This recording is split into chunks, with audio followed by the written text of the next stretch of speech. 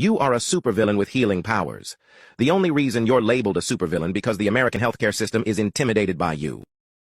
A crash sounded. I looked up from the hospital bed just in time to see ultrasound fall through the empty window onto a pile of glass shards. He stood up, blood dripping through his uniform.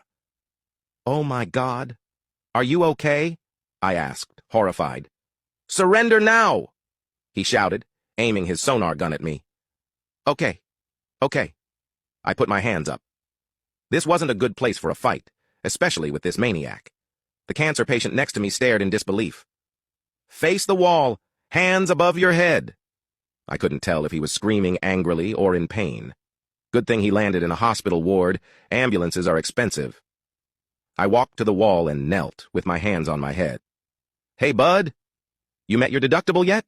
I asked as he walked over, pulling out a pair of power-dampening cuffs.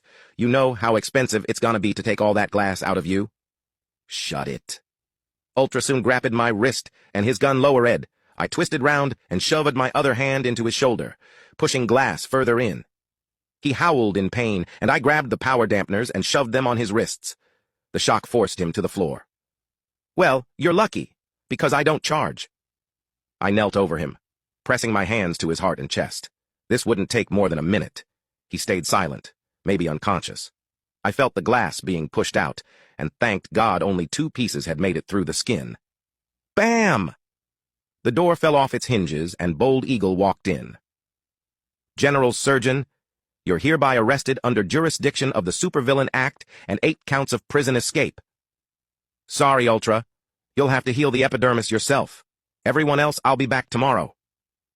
I ran to the broken window and leapt out, falling the 3 stories to the street and rolling onto my shoulder.